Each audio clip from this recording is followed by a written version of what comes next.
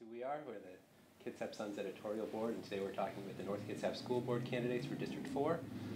What I invite you guys to do is take about 2 minutes to introduce yourselves, tell us who you are, and then we'll launch into some questions.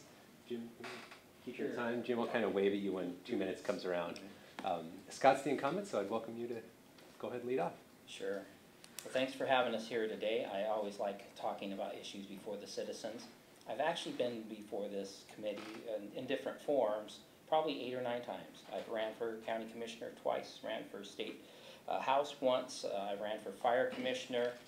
I believe in civics, and this is a difficult county for somebody that kind of runs on the right side, a little conservative, libertarian, Tea Party kind of guy, but haven't been endorsed by you yet. So 8 or 9 times, so I don't know, maybe this is the lucky one. I've been in Kitsap County 52 years, have been married for 25, I have 4 adult children. I run a small electrical business, have for 30 years, and I've been involved in the community in coaching baseball as my kids went through, wrestling, sponsoring teams, still do have sponsored a little league team for at least 15 years. Have tried to do the things that we should as a community, as a business, to help them out, and the band boosters come up and all of those kind of things. I think I decided to get into the schools because I thought they needed some different perspective. I'm come from a different background. I didn't take I'm going to go through high school and go to college and on that career path. I went through a 4-year electrical trade school, and really at 24 opened my own business, and have done that ever since.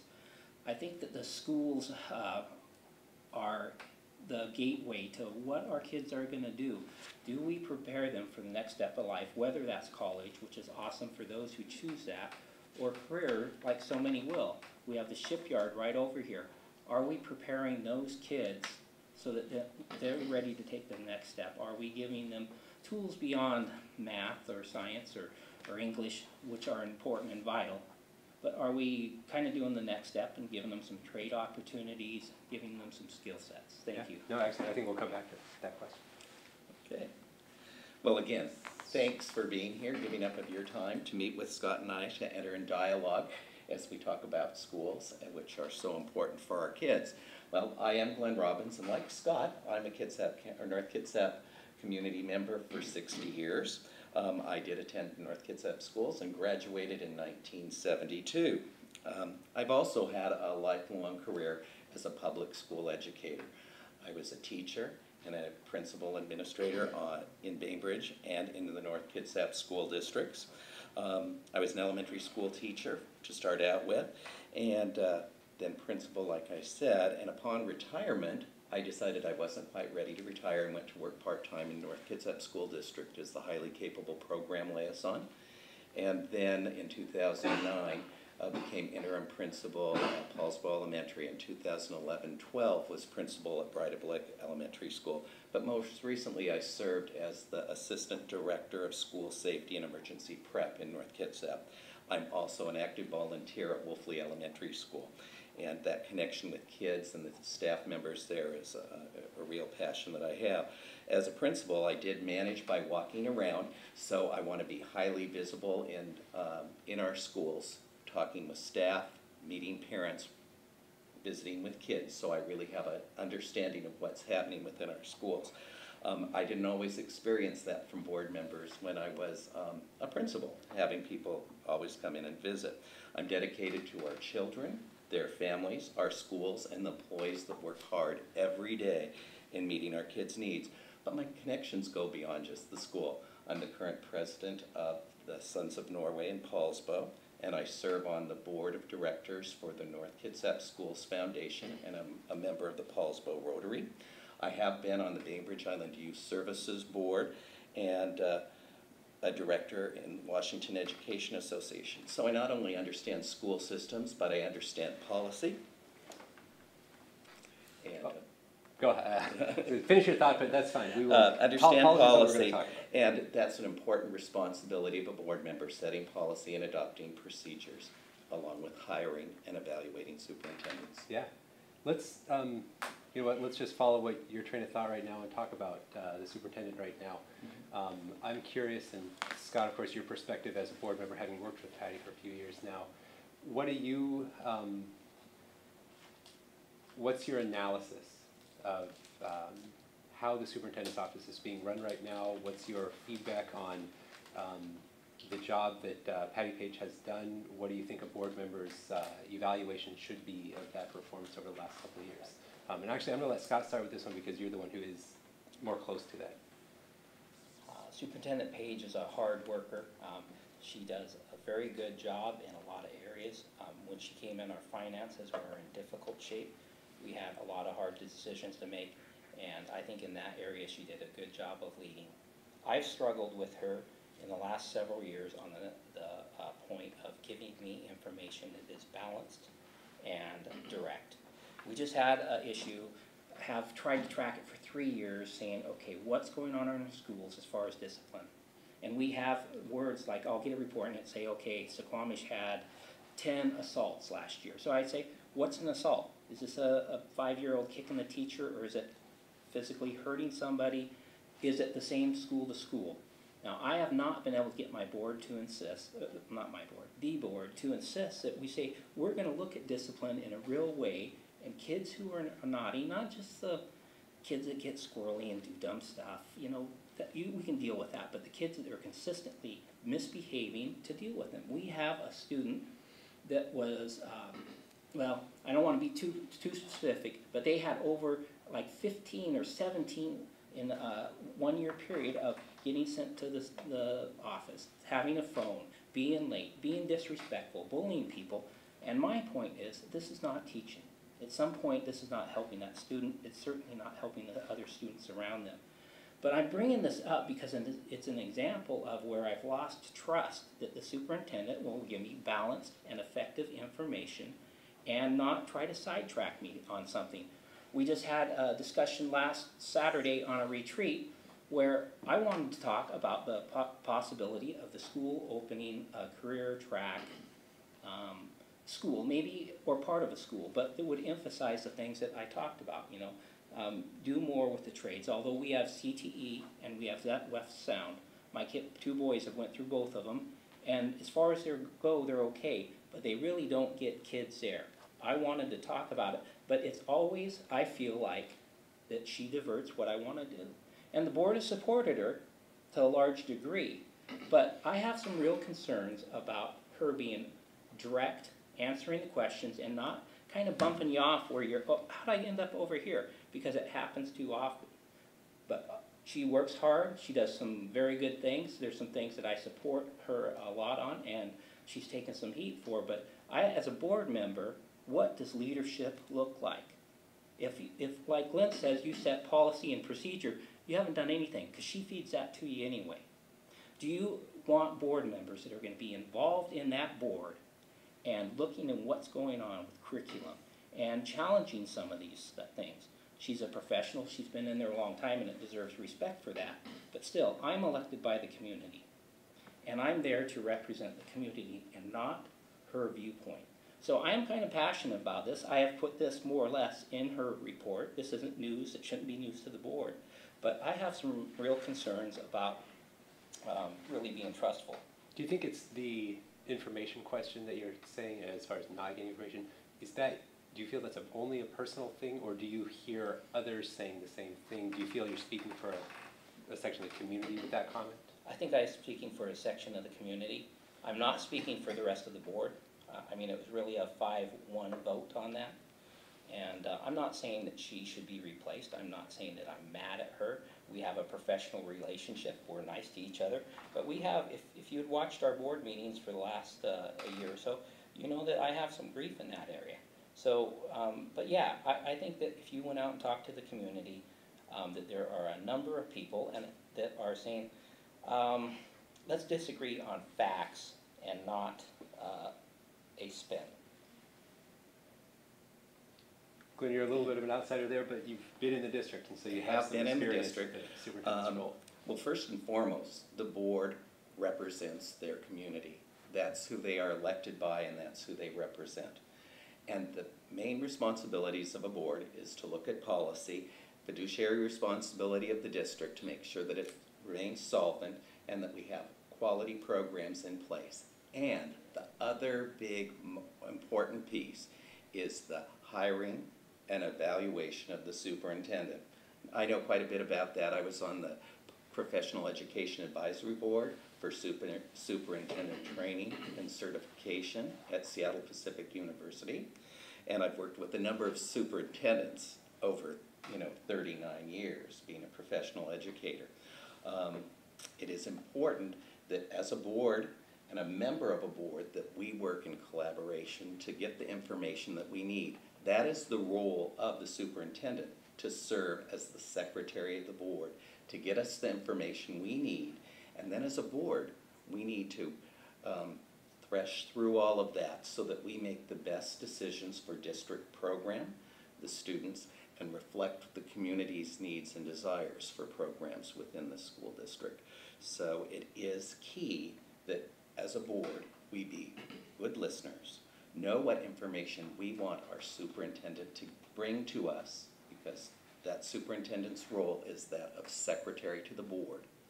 Go out, and if we're out talking to our constituents, our stakeholders, our community members, community business, tribal leaders, getting their input back, and being visible in schools and talking with parents and talking with administrators in buildings, I think we can make those good decisions, and it will be transparent to our community. Do you have an opinion on how the superintendent has done?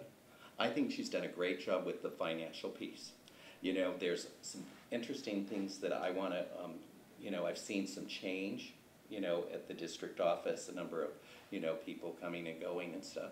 So I would like to find out more, and not being a member of the board, don't have privilege to the, the personnel issues and stuff that go on. But I would like to see more of that, and I would like to see that visibility out into the community. Both Superintendent Page and I are members of Rotary, so we see each other there. But I would like to know and ferret out, her involvement in visiting tribal council meetings, if that would, because they're a major stakeholder, meeting with other groups, Kiwanis, Lions, and her role with that visibility in the community is something I'd be interested in knowing more about. What do you hear, though, from the community? I hear, great job for finances, got the district moving forward, and I also hear, not being as visible. And so a visibility piece is one that I've heard. Yeah. Go ahead. Okay, go ahead. That's kind of what you were saying too, isn't it? You were Well, saying she wasn't that visible. I don't think the issues of visibility. She has coffee meetings, you could call her, you could email her, she's gonna be there. She's a powerful leader, and I think that board hasn't done a good enough job of saying, we're not accepting you readdressing our question and answering the question that you had readdressed. We're not gonna accept, we just waited a year for a discipline report. I wanted some specifics. The board had asked for specifics, and we came out with a report that still doesn't tell us what we need to know. What's really going on in our schools? And, so, I want to be direct here. I don't want to just talk around the circle. If you want to talk school talk, Glenn's better at that than I am. I'm telling you what's going on, what I've seen, and I think that there's a strong sentiment in the community. I think some of that is the board's fault, in that if they would give her the kind of direction and clear direction that says, no, what you did isn't okay, that she would do differently. But she's been allowed to run. And you talk about policy and procedure. We are at her disposal because we're supposed to get information from her. What happens when it doesn't? Can staff really give information that she doesn't approve one way or the other? It's really a closed system. I greatly value the community giving me input, seeing what's going on the on the ground, in the schools, because I can do school visits, and we've done many of them, we've attended many events, but that's different than really seeing what's going on. I think there's a chasm between what the board sees and how the school runs. Just to clarify, Scott. Yeah. Is the rest of the board in agreement, or other board members in agreement that the discipline report was inadequate? They were direct when they had asked for it. You know, unfortunately, in these positions, you have to be bold and you have to take stands that are difficult. And I would say that the other board in the last evaluation, it was a 4-to-1 vote on, is she being transparent? Is she giving us good information? And those kind of things. I'm probably thinking different than most of the board. If you look at the politics of it, you know, me and Bill Webb tend to side on a number of issues, but there's really a 2-3 vote at best, and often a 4-1. You know, so, but I still know what the community says. I know what the teachers have said. The teachers have been consistent in that. And this isn't a race isn't just about Superintendent Page, but I want to be real about what I see going on in that school. You know, if you think the status quo is okay, I'm not the candidate for that, because we've done that before. And That school, you mean a particular school? for the district-wide, really, you know, for the district. Maybe, can I ask, let's, instead of talking about that, only the information issue, maybe talk about the discipline issue itself. What is it that you are worried is happening or want to address? And where is that coming from? Are you hearing this? Sure. Is there something specific? Well, if you looked at our reports, you will see each of the schools, unfortunately, and in spite of board pressure to do so, we want to say, okay, let's define assault. What level rises to assault? So when we get a report, we will have our schools all lined out there, but if you don't have the same baseline, how do you know what they mean? My concern is this: teachers should be able to teach. And many of these cases are sad, sad cases for kids. There's cases where all of us would want to put an arm around their shoulder and help them. Those are true in our schools. I know that Glenn knows that. But still, it doesn't give them the right to disrupt our classes.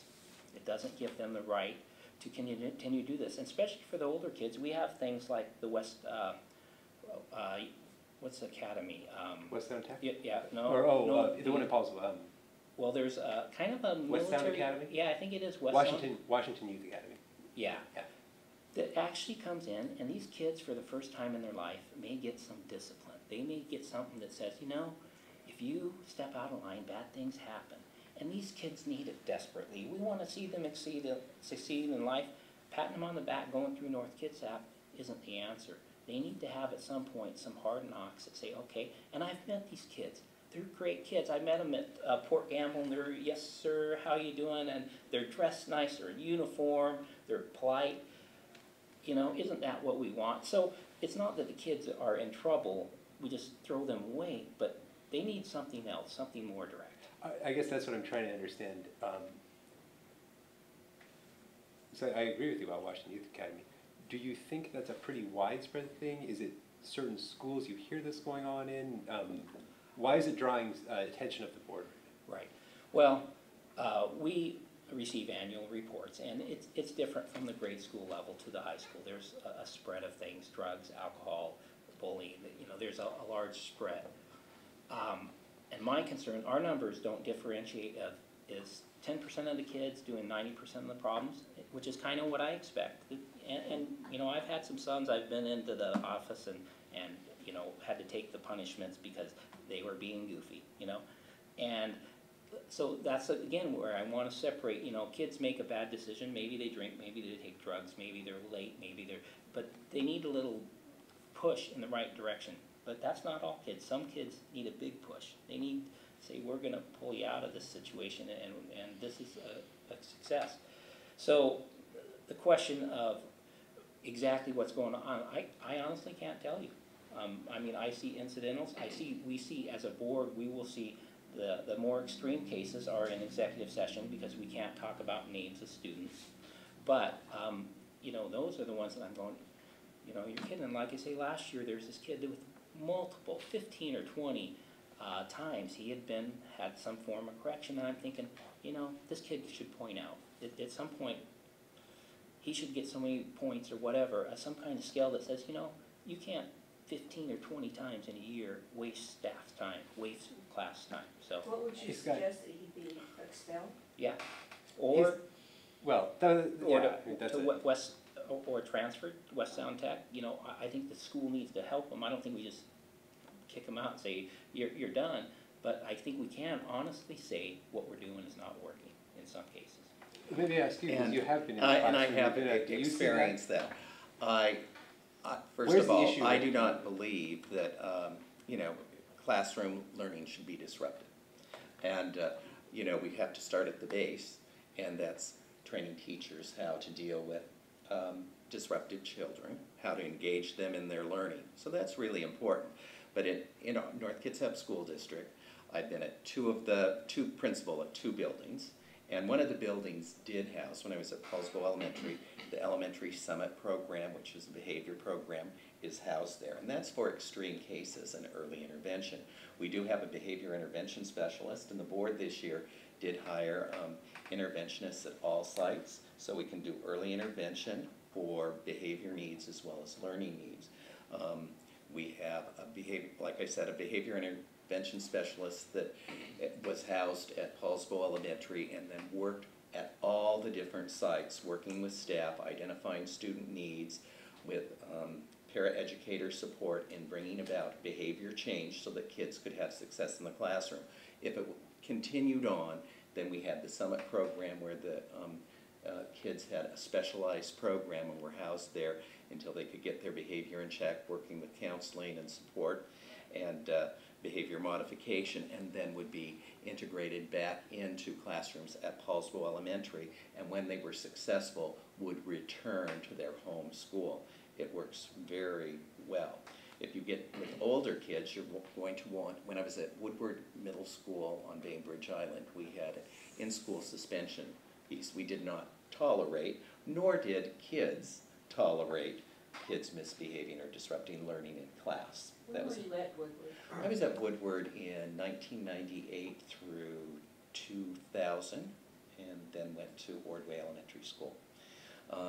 We had a great a great person working in our ISS, our in-school suspension, and I wanted kids, you know, to go there and not be kicked out of school right off the bat, because when a school student was sent home, sometimes I might see a student riding on their motorized scooter coming past the school because they lacked supervision at school, where if I had them in school suspension or ISS, you know, we had a person that was making sure that their work was being done, helping them focus, reorganize, and get back to class. If it became too extreme, once again, we look at other alternatives outside of school and getting school support, say, from the Washington Academy. Do you think that- hang on a second, David. So, what I'm seeing and what I'm hearing is a difference between the two candidates here, is that you're saying the discipline system doesn't work, you're saying the discipline system does work. Is that a fair assessment? In the sites where I was working, it worked because I knew how to access them, but I cannot speak, you know, as much about high school level because I was not involved in high school in North Kitsap. But I knew how to access, and if I was a board member, I'd be going in, and if there is that concern, I'd be wanting to meet with principals. Is there anything periodically like to this, visit. like the Summit program that you just explained, which it sounds like the board did add those in. Is there something like that that exists for secondary schools?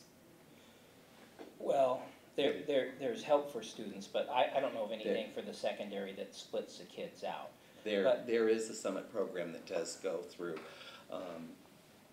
high school. There's that Yes. role in the schools of an intervention There specialist is, or something? and there is pull-out, self-contained program for middle school, and there has been at high school level too. But, you know, I'd like to be clear on your question about is it working or not. I don't want, if possible, to put it in that terms, working or not.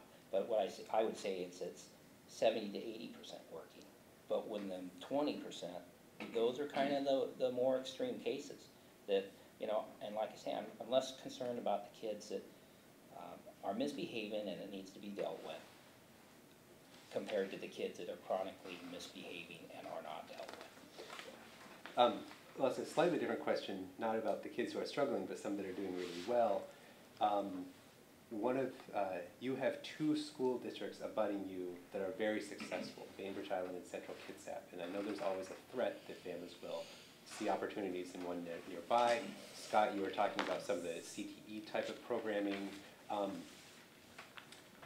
What's highest on your priority level when you say we need to have this for these families to make sure they feel they're getting fulfilled in our district, they have a place? What do you put at the top of that list when you look out on what North Kitsap is going to be offering? We'll let Glenn. Okay. As you know, if you're familiar with Central Kitsap, it has a wealth of AP classes, and Bainbridge Island has AP classes and honors, and so does North Kitsap. I'd like to see the implementation back to honors at middle school. We went to a model called embedded honors, and so there's not that piece. So probably one of the pieces that I think would help in retaining students that may be looking for options elsewhere in other districts. That's usually mostly because of maybe where parents work, and if you commute to Seattle, you might want to have your child dropped off. You can drop them off by Bainbridge or Central Kitsap. I know there's some of that.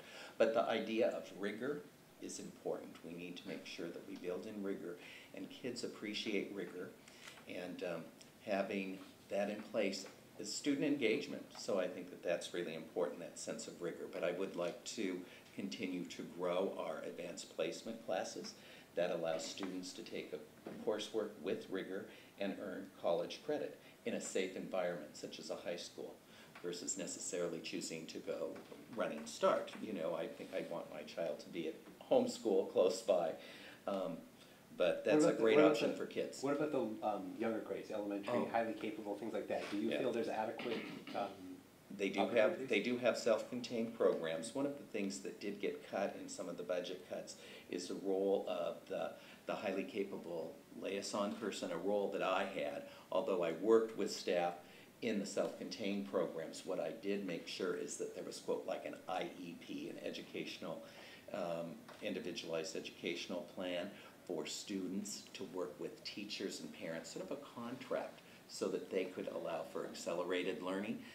You know, I helped write those up so that kids could accelerate as needed, and sometimes it meant maybe, you know, walk to class, where you might go to a different grade level or a different classroom for advanced math or something like that. So putting those together, that time in North Kitsap we called them PEPs, Personalized Education Plans, and it was required by the state of Washington. It no longer is a requirement, but we need to go and make sure that we meet the needs of highly capable kids and allow them to accelerate. You heard on the news today, you know, Seattle's had a huge number of increase of students qualifying for programs, so we need to do that. We are required now by the state of Washington to assess kids beginning at kindergarten, or start the identification process. I don't want to say sit down and take a huge test, but cast the net wide so that we identify those kids that would benefit from highly capable education. And so that's one of the many things. But what I really like with North Kitsap is some of the options that we have out there. There's a program called Options, which is, you know, the multi-age, highly parent involvement classrooms. They're located at Gordon Elementary. So that is a great program. We have dual language. I mean, you know, teaching Spanish and English together, starting in, you know, first grade, moving up through grade school at Vinland Elementary. So a variety of options for families and kids is important. When I was principal at Breidablik, you know, one of the sad pieces when Breidablik closed was the fact that we had a really, you know, grand program called multi-age, and we had a multi-age primary classroom and a multi-age intermediate classroom where kids stayed with a teacher for a number of years, and it worked really well for kids because they didn't have to, what I call the getting to know you dance. They had that teacher for several years. They had partners. They also had older peers that could support them in their learning, and it was a great program. We also had looping, where you'd have your kids at 3rd grade and you'd move up to them as a teacher into 4th grade. So again, you didn't have the getting to know you dance. The parents loved those type of options. And so I think looking at a variety of options by listening to community need, going out and getting that information, bringing it back. I do know how to do that. I do know how to talk with parents and feel real comfortable with that. And I also have connections within the community. Going to Rotary, I know how to ask for additional funding. Being on the board of North Kitsap Schools Foundation, I was proud. You know, we're not to where Bainbridge is with their foundation, you know, having $1 million to provide support and enrichment to schools. But we were able to provide monies to the school district to have a summer science camp.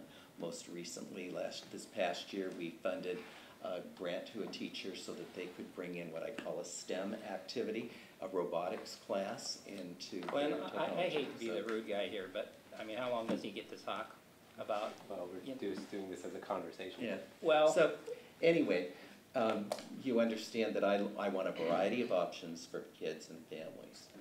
so my understanding is the question is focused around, why does North Kitsap lose so many kids? We lose like 400 to 500. As a board member, I've tried to say, let's take a deeper look at this. We get the reports, we see the numbers, what schools they go to, they do exit interviews, but it really hasn't got to the point to say, okay, are there things we can change without chasing students? We're not gonna go, oh, well, you want this program, we'll do it, please come back. But at the same time, focusing on, you know, are there things that we're not doing well, and let's do them better. I would take a different approach. You said Central Kitsap and Bainbridge are known to be exceptional.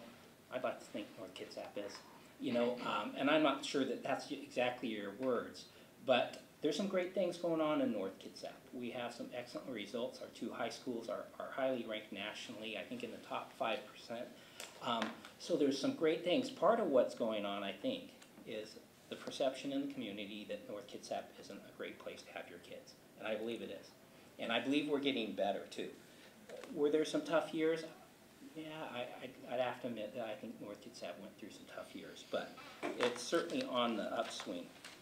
But we should, as a board, be looking at those details and saying, okay, are there things we can change or not? Just not getting a report and saying, here's the numbers of where they left, and maybe some of them say why they left. And there's some cases we'll never address, but North Kitsap should not have the loss that we have. So why do they say they're leaving? Oh, there's a variety of reasons. Often it's academic. You went and we have kids that are on a high college career path or a college path that you know, having Bainbridge Island and having AP classes. I think that there's a perception that we don't offer the rigor. I think there's living conditions where I'm driving this direction and it's easier to drop my kids off. I think there's some people that, you know, there's a certain number that are always going to get in trouble, and you can't make everybody happy. You know, that's just the reality.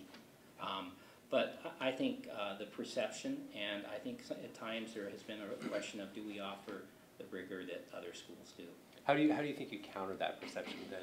Well, I think we do things like put in articles about how the kids are doing. If the band goes to California and places high in a parade, we need to make sure that's in there. And you know, if we're doing well on tests, if we have a student that's achieved, we just had a teacher of the district. The 9 regions, we have one of the top 9 teachers in this polling, or not polling, but survey. You know, them are great things. Say some good things are happening at North Kitsap. We don't want to take a blind eye and not address the things, but I think that we sell it better. I think that, you know, we have a media consultant, or it's broader than that, but communities consultant, Jan Markarian. She needs to be sending the articles in, and I think she does. But it takes time to change those perceptions too. Can I ask something about, so Scott, you're the incumbent, right? Right. And in District 4, so do you run by a district? Yes. So those are the only people that vote for you? Or? At large. So the entire district votes, or then when I say district, North Kitsap, the entire area votes for us. We are from a specific segment of that district. But everybody in the whole Everybody district votes. for you?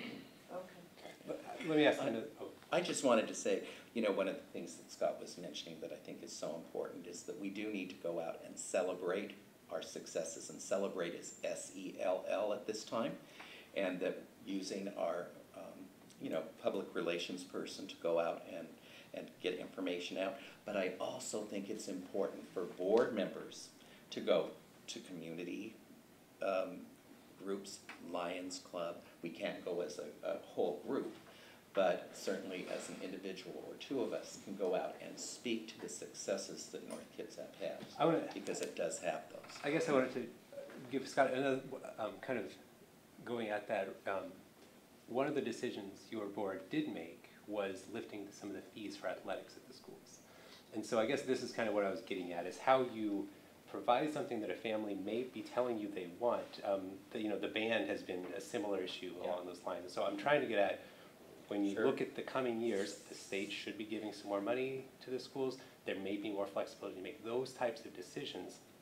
What are the programs you think make a difference, whether in retaining or whether just making a better atmosphere for the population you have now? That's kind of what I'm trying to get after. Well, just so you know, it takes a board to make a decision, but that was me driving that. I did not vote for the levy 2 years ago, because they weren't specific. The district wouldn't say where the money's going. I have pushed for my entire time on there, and last year I got a partial reduction of fees, but I thought it was wrong to charge students fees when their parents are paying $17 million levy tax. So, and I don't mean to pat myself on the back too much, because it takes 5, well, it took 4, it's 4-1 vote. Beth Worthington did not vote for that, even though the paper looks like she did. She's the board president, and she can take that prerogative, I guess. But looking at things that we can do, looking at, could we open a trade school? Could we, we have a school we closed, Bridal Blick, 2.5 years ago. Could we reopen that at some point and say this is going to be an arts music school, or a focus like that? I think that those people, those kind of decisions, I think it'd bring a huge number of kids in. If we could open Bridal Blick and say, this school, we're going to cover all the bases, they're going to learn everything, but it's going to have a focus of arts and music. I think it'd be a huge bonus for the district, getting schools back. The trades idea. Certainly what Glenn said about having advanced classes is important. We need to continually look at that. It's often driven by numbers. We can't have a high school class with 15 students. It just, the numbers don't work for district budgeting. But there's a lot of things that we could do, and promoting sports. School isn't about sports, but we know that kids that are involved in their school, if they're involved in sports, if they're involved in band, drama, arts, whatever it may be, they're going to more than likely do well. They're going to graduate. And so I think that those programs are an added thing. I mean, I know a lot of kids that have said, okay, I better get my grades up because coach isn't going to let me play. And so that's a piece of the process that we live with. So doing those things, I'm thrilled to see the fees go away, or there's a few that they kept, but for the most part they went away. And glad to be part of that with the rest of the board. But it's a continual process. We're always should be saying, just like everybody else, every business saying, how can we do better? What does that look like? Where are we not doing well? But you have to be honest with yourself. What's your opinion on things, again, we're kind of going down this road further about other offerings and online education? North Kitsap has had students that choose to use that. Do you think that's an effective thing? Do you think that it should be expanded and pursued in a greater capacity? Is that a board thing that they should take on in the coming year? I do know that the online program that they had was not successful. We did not have kids doing as well as we wanted to with that program, and I think the district, Scott can probably speak to that a little more, had some issues with funding and not meeting all of the mandates. Ideally, in the perfect world, I would certainly hope that we could access some online programs, because one of our goals is to make sure that our students graduate with a full understanding of skills. Sometimes they need to be remediated and have an opportunity to take a class or course again. So I certainly want to work with, as a district, I think we need to look at online opportunities for students to strengthen their skills and make up coursework that they may have not been able to pass the first time, or offer summer courses and different things like that too. But online learning is out there. I think right now we need to explore that a little more carefully. I think we jumped in with both feet 2 years ago, and it wasn't as successful as we would have wanted it to be, at least as a board member hearing that, you know, and what the board information got from the leadership team in terms of that. So Scott, what do you- I'd like Well, Scott to respond to that. we had online classes, I believe it was the first year that I was on the board, 3 years ago.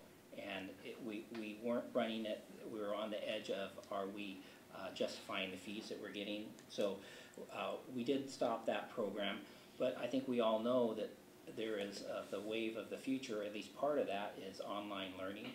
Kids can pick to go to school and take music and a couple other things, science or whatever they want, and then they can do something online. There's a big variety of different ways that kids can do that. One of the problems with online, though, is some students it works very well, for some families it works very well. Who makes sure they do the work?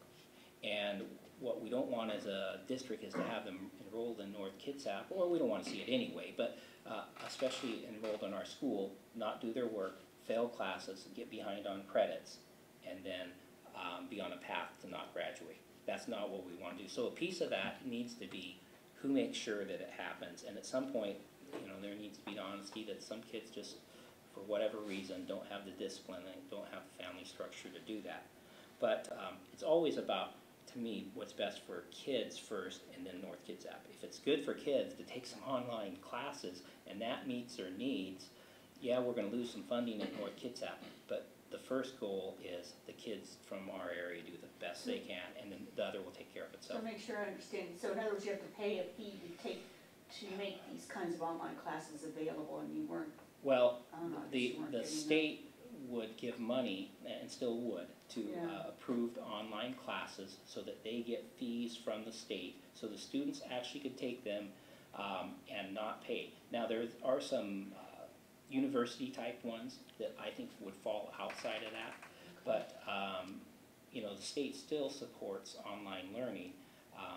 but you have to have enough students enrolled, is that? And your school has to go through the process, which I don't know a lot about, but through the process of being approved, of having the follow-up and stuff, because the state wants the same thing. We don't want to see kids that aren't on a path to success. Taking advantage of online learning through University of Washington and other universities is a great option for kids, whether they do that on their own or whether we figure out some way to work within school. But you know, like Scott did mention, online learning can be a great option for some kids, and it's about kids. So, I have, go ahead. I have a question about retreats, and I understand that multiple retreats have been held this year. What criteria do you use? And Glenn, I'd like to hear from you also. What criteria is used by the board to decide to have a retreat versus a regular meeting that the public attends? Sure. Typically, we meet twice a month. That's not all year long, but that's the typical meetings. And it's not uncommon, especially in the early years, for us to have late meetings, 11 o'clock or something. And that's getting for especially people that work in Seattle or something, a late night, short night for them. Retreats are a good opportunity to have more in-depth discussion on things, maybe have more freewheeling to say, okay, we want to talk about things just like the career school that I spoke about last Saturday. It can be a way that we don't take retreats, so the comments are not recorded there, and it can kind of slip into we're really running the school in the retreat. We don't make decisions there, meaning we can't vote, take a vote on the issue. But I think that we have slipped too far into them. The board superintendent and or the superintendent and the board president really talk about those, but all of us have an opportunity to present topics of concern or interest for retreats or for the agenda. But I think that we have had too many retreats. I'm a local guy, I live in the area, I can set my schedule better, where if we have a late night, it doesn't concern me so much, but at the same time I do want to be sensitive to the others. We've had a lot of things to go through, but I think it can be a way of deterring public input. We don't have public comment during retreats. And it can be a way of, you know, our first retreat was in Whidbey Island. Well, I was uncomfortable with that, and there were some others proposed out of the area, and I said, I think that's wrong. I mean, it may be nice to sit in somebody's home on their couch. There's some value in that. But what citizens are going to knock on the door, even though they're allowed, and say, I want to come into your house and listen to the retreat? So, you know, that's another area of being open, honest, upfront, all of those kind of things that build trust in the community. And so, you know, I would support taping of the retreats, maybe even having a short comment for public there. So, but have we had too many? I think that we have. Yeah. Based on what, you know, their retreat schedule, there have been a lot of retreats. You know, the school board is required to have study sessions and business sessions. Study sessions are where they look at information, talk amongst themselves about issues in front of the public. And then a business session is where they take that and pass, you know, policies or make decisions and vote on decisions dealing with those issues that they discussed at a business meeting. I see a retreat as being an opportunity for the board, and I'm thinking that probably needs to happen based on what I've heard here today, as to build a bond with each other and learn how to communicate with each other in a retreat setting, not carrying on necessarily the district's business. Certainly not. You wouldn't do that at a retreat. But I think a retreat could be beneficial to build communication amongst board members and be able to think out of the box, so to speak. And should they be open to the public, because it's a quorum of board members together, it should be open to the public. But I would really hope that a first retreat, and maybe using WASDA, the Washington Association of School Directors, bringing someone from in to help them facilitate a retreat first time so that they know how to work together. But I see it as a useful piece, because as a staff, you know, when I was building principal, I take staff members on a retreat. We might do it, you know, in the library, you know, as money's got tighter, or we, you know, go out and find some money to be able to go to Islandwood or something like that, to get together and dream our dream. That would be what a retreat would be, to say, let's think out of the box, dream our dream, and then take that and move it into study session and then further into business meetings. So I see them as being useful, but I would want them open. What's your thinking about testing? It's certainly been in the news. I know that some of the schools in Seattle, the students have opted out of some of the testing. Do you have any opinion on that? Sure.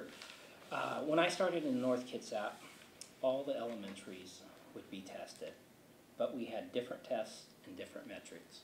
And one of the things that I am very happy that the board has done, and with the superintendent and the principals, is we've selected one test, one standard, and it's called STAR. But regardless, we in the past couldn't say, okay, this school is doing really well or not, because there's no zero line. There's no way to say, okay, what's that mean? So I'm very glad that we have a common test at the elementary level, so that we can compare the numbers, and we're not here to beat up people or make them feel bad, but sometimes you got to say, what you're doing isn't working. What are these guys doing over here that's working great? How do we incorporate those things? And if we don't have a real honest, hard check and saying, okay, it's not working, where do we go from here? Then it just continues, and students don't do the best that they can. Common Core is a big issue in the community. It concerns me. I don't like national government telling local government what to do, except in very rare cases. So, I mean, that's a political philosophy. It's the way I think. I think government is best when it's local, and doesn't mean we can't have standardized tests so that we can look at them. I think there is maybe some goofy things in math and different issues with Common Core. The question of, is there too much testing? You know, testing, we have a board member that doesn't like testing. He doesn't like the word, and I'm like, well, I get tested every day. Every day did I succeed in my business? Did I make money? Did I do it to code? And so, to me, testing is a part of life, and it's not a dirty word. How you use it, how you help a student learn from a test, that's the focus for me. Can we test too much? Yeah, we can. We can get where we're teaching to a test. We can get where we're testing so much that we're losing class time, which is bad. I think probably overall we test more than we need, you know. But this is an area where, you know, teachers need to be more involved too. I don't hear much from teachers and saying, here's the right balance that we think, you know, and have a discussion from their perspective. I really don't see that, but, you know, as like so many things, the district has all kinds of things that it must do to meet state and federal requirements, and so you do those whether you agree with them or not. But the broad question of is there too much testing, I would say yeah, I think there probably is. And I would agree. I think our job as educators, first and foremost, is to provide top quality instruction. Along with that top quality instruction does include testing. We do need to test, and a formative test in terms of how we're teaching, what we're teaching. We can assess kids to see how they are performing, where their gaps are, and testing should drive our instruction, what we're doing every day in the classroom. We also do need some form of summative test. You know, we did have, you know, before the SBAC that we started this last year, we had the HISP at the high school proficiency exam. We had the MSP, you know, at the elementary schools, and prior to that we had the WASL. And those are summative tests. Those tests are tests that give us information as to how our program is doing. Long range, it does give information about students, but the time when that was delivered was not as useful, say, as a formative assessment, say, like STARS. But testing is an important piece in how we judge how our schools are doing programmatically. And then the formative tests that we do ongoing, not having kids sit down for 8 hours in a classroom, but assessments that we do at the end of units aligned with standards, whatever they happen to be, will tell us how we did in terms of meeting the student needs and how we need to remediate or accelerate and adjust our instruction. Most important tests, I feel, are those tests that we use to drive our instruction. Well, we're just about the end of the hour here, and I'd ask you to conclude for us. What we always kind of ask in this concluding statement is try to illustrate for us how you feel you're different than the opponent. What do you think separates you to a voter? How would they know that this is what's unique about your campaign? And so I think we started with Scott. We'll conclude the same way. Let you go. Okay. Well, I believe Glen's a quality guy, and my issue isn't with him personally. And I think if he was elected, you know, he would do the best he could for kids. I think perspective-wise, it's clear that he comes from an administrative level, a teaching thing, and there's some great things about that. I don't. I come up from a perspective of here's the hard realities of life, and we need to deal with them. And if I don't have the school talk, you know, I try not to actually, because I want to be real about what's going on. I think the trades are important. I think I bring a perspective. Often I'm the only person in that room that doesn't have some higher degree. Now, I respect those that do, but nor do they have the experience that I've had, nor have they seen the things in the trade. I'm the one that hires the guys that we send out of our schools. I've hired dozens of young men that have come out of the schools and say, okay, well, what do I need to teach these guys? I think philosophically, we come from some different viewpoints here. I mean, you know, this is a nonpartisan position. I've been thrilled to have some support from those who probably typically would be on the other side. Like I said, I've ran for office a number of times. I've ran as a Republican, and it's my thought process of world and everything else. I think Glen would probably have a different perspective than that. But at the end of the day, I think that we need somebody that will be bold. Glen, if you're elected, I hope that you are bold in there. And when you get the dog and pony show from somebody, you say no. And even if you're the only one, that you're standing up and saying that, because I have. I've been the only one, often the elephants in the room, I want to talk about it because it's important. Hiding facts or shading them does not make things right. So I think we have similar background in North Kitsap and those kind of things. There's some great things going on there. But I think in a whole lot of ways, Glenn and I come from different perspectives on how we look at issues. Okay. Scott and I grew up in the same community. I think the one piece that in my discussions today, I think I've shared is my connections with the community and my connections with the school and staff. I am not afraid to think out of the box and go out and talk to people and bring about change. I am about change, and should I see an issue that needs to be addressed, I think you can probably tell I'm not afraid of addressing those issues. You know, as a school board member, I will be an effective listener. I need to listen, and I need to advocate for all in the community to have a strong voice in our school programs in meeting the learning needs of our kids. That's what it's about, kids and learning. I will work to strengthen relationships with community at large, business and tribal leaders, students and their families, along with our dedicated and hard-working school staff that work tirelessly to provide the best possible education for our kids. It's our responsibility to guarantee that our kids are career and or college ready. Like Scott, I've said in previous, had the opportunity to talk about, you know, career and technical education. I think that's important for both boys and girls, and I want to assure that we have programs for them so that when they do leave our school, they have some business knowledge, you know, math skills, language skills, so that they can go on to, say, the shipyard or another apprenticeship with Boeing or, you know, some high-tech industry without having to go on to a four-year college, knowing that maybe as they enter those and continue on, they're ready to then continue to go back to school too, in a line with their internship. You know, another piece that I want to do is work really closely with the board. I talked about using a retreat as building bonds with each other.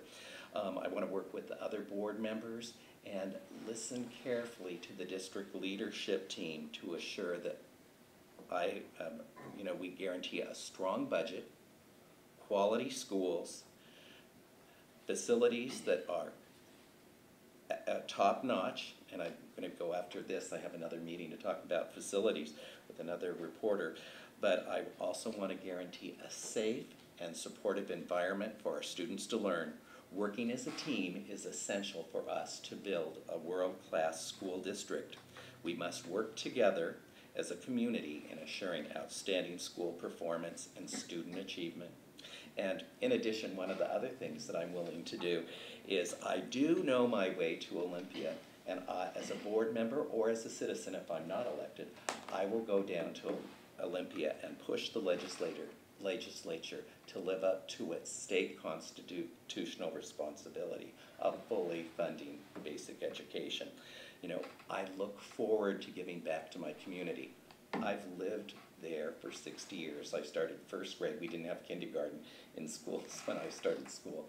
Went first through sixth grade at Wolfley Elementary, Paulsbo Junior High when it was downtown, the old brick building that's there, and graduated in 1972. And I was afforded a great opportunity, support by community, and the education that I received so that I could go on. And now it's time for me to give back.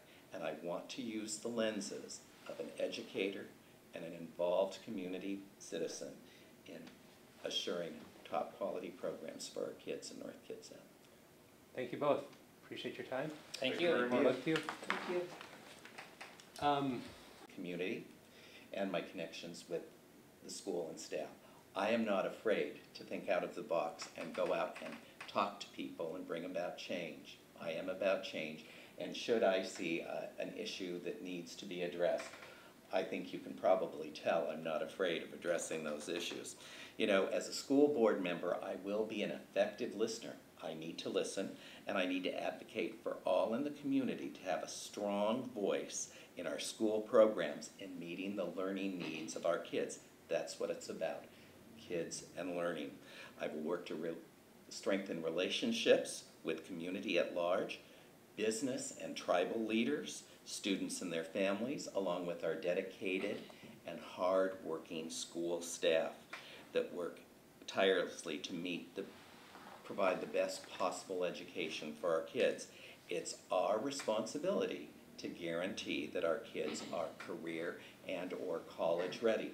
Like Scott, I have said in previous, had the opportunity to talk about, career and technical education. I think that's important for both boys and girls, and I want to assure that we have programs for them so that when they do leave our school, they have some business knowledge, math skills, language skills, so that they can go on to, say, the shipyard or another apprenticeship with Boeing or, some high-tech industry without having to go on to a four-year college, knowing that maybe as they enter those and continue on, they're ready to then continue to go back to school too, in a line with their internship.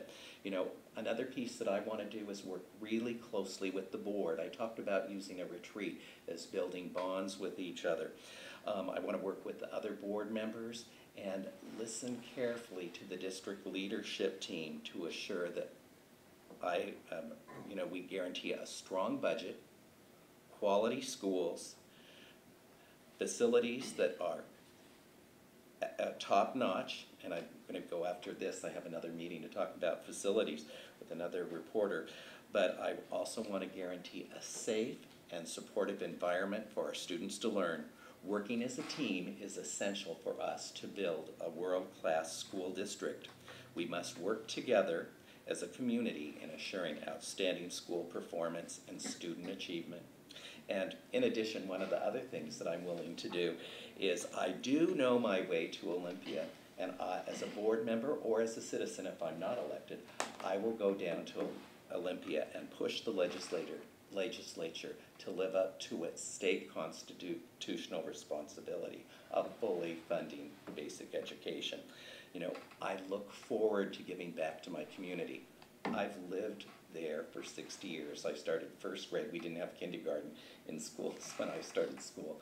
Went first through sixth grade at Wolfley Elementary, Paulsbo Junior High when it was downtown, the old brick building that's there, and graduated in 1972. And I was afforded a great opportunity, support by community, and the education that I received so that I could go on. And now it's time for me to give back. And I want to use the lenses of an educator and an involved community citizen in assuring top quality programs for our kids in North Kitsap. Thank you both. Appreciate your time. Thank you. very much. Good luck to you. Thank you.